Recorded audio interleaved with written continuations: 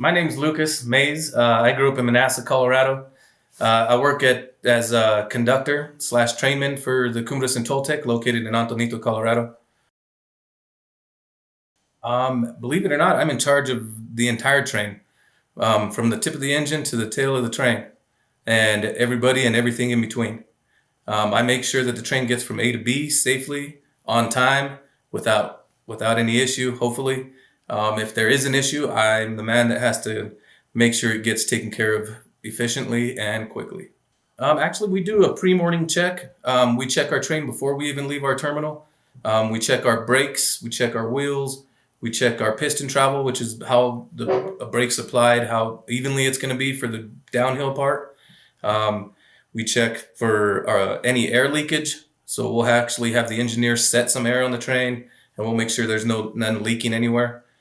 We can't leave with 5 pounds of any air leaking throughout the entire train, and it's a 90-pound system, so it's got to be pretty tight. Other than that, we make sure there's nothing hanging. All the pins and bolts and pins are where they need to be, and it's installed. And then after that, we're ready to go. As we're going along, depending on left and right turns, I'm constantly walking the train, making sure people are okay, they don't need anything, there's no medical issues. I'm also listening for wheels that might come off the track, bearings that might be burning up or getting hot.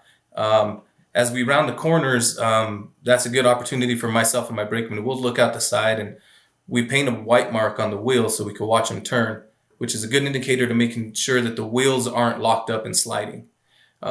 So the term, funny thing, did you get a flat tire on the train? It's an actual real thing. It's not something that you want to happen. So essentially you take a round wheel and you just flatten one side of it and try and drive on it, which is annoying for passengers and it's costly. So we try to prevent all that.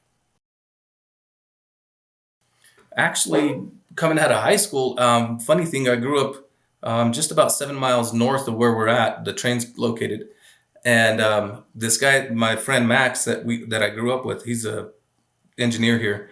He told there was an opening, and I didn't even know the train existed here, which is sad for only growing up 7 miles apart.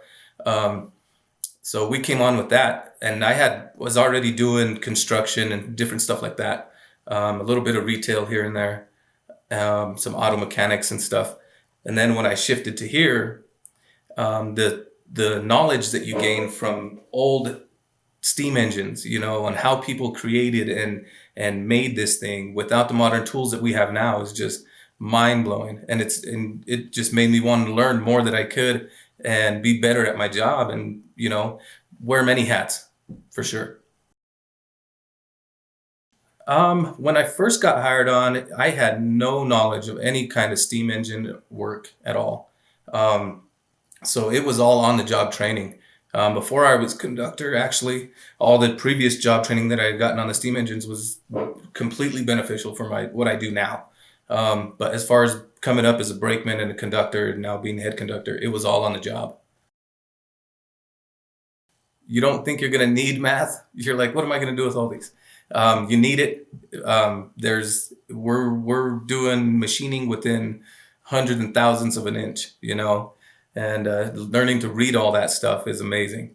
Another thing, welding, auto mechanics in high school, just basic knowledge of tools and how they work. For the high schoolers that want to come out into this field, if you don't mind getting dirty, or if not sitting in an office is not your thing, and you just like old steam engines, and you want to preserve the history of it and be able to travel back in time with each and every ride and with each passenger that you come across. You get to share that experience with somebody on vacation. Not only do it as a job, but you get to make somebody else's life happy and let them travel back in time to see what it was like in the 1800s. I met this lady on the train. She had dropped her cell phone down the window thing, and she asked if I can get it. And I was like, well, I can try, but where I'm moving, I can't just stop the train and take the wall off. And so I sat there until I can figure out what I was going to do. And she was telling me the story. She hadn't talked to her son in 10 years. And they had recently got back in contact. And the only place she had his phone number was in that phone. And they were supposed to meet the next day. So I was like, okay.